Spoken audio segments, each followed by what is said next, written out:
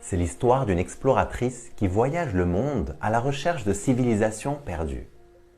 Un jour, alors qu'elle parcourt l'Afrique, elle arrive dans un petit village au milieu de nulle part.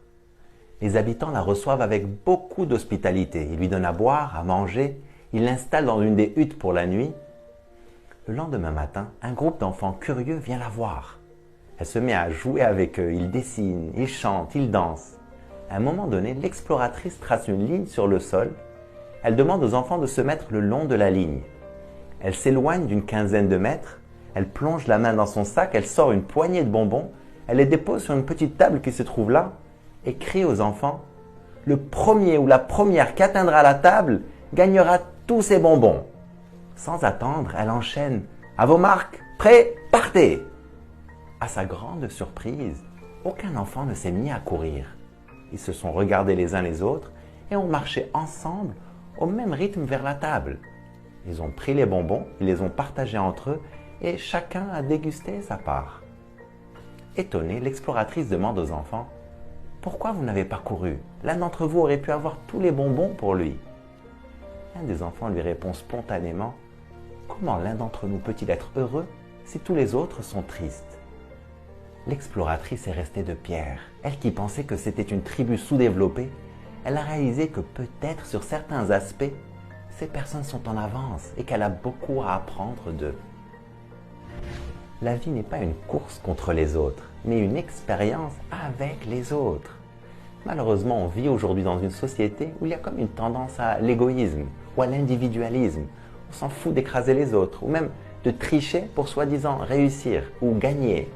On manipule l'information, on ne partage pas tout ce que l'on sait, on a peur qu'on nous vole nos idées ou qu'on nous dépasse. On s'en fout de polluer nos océans ou de détruire nos forêts si ça peut nous profiter. On ne se rend pas compte que cet état d'esprit est la principale raison pour laquelle tant de personnes se sentent si seules et sont si malheureuses aujourd'hui. On ne se rend pas compte que cet état d'esprit est en train de mener le monde à sa perte. Nul ne pourra jamais gagner avec un état d'esprit individualiste. Parce que même si toi tu es heureux et tu as tout le confort du monde, mais l'autre n'est pas bien.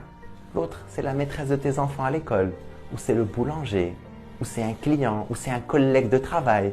Et si la personne n'est pas bien, directement ou indirectement, tôt ou tard, ça va affecter ta vie aussi. C'est comme pour ton corps. Si tu as une infection quelque part, tu ne peux pas être indifférent. Tu comprends que si tu ne t'en occupes pas, tôt ou tard, ça va se propager. Et c'est tout ton organisme qui va payer le prix. Tu vas avoir de la fièvre, tu vas tomber KO. Que tu le veuilles ou pas, nous faisons tous partie d'un même corps. Nous faisons tous partie d'un même organisme vivant, qu'est la planète. La réalité, c'est que dans ce monde, la seule et unique manière de gagner, c'est si on gagne tous. Aidons-nous les uns les autres. Cultivons la culture du nous et pas la culture du jeu. Apprenons à nos enfants la générosité, la solidarité, la collaboration. Quelque chose de puissant se produit lorsque tu partages. Non seulement le bonheur est plus grand et la vie est bien évidemment meilleure, mais en plus, ce que tu donnes se multiplie.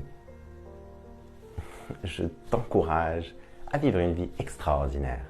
Vive al-hayat!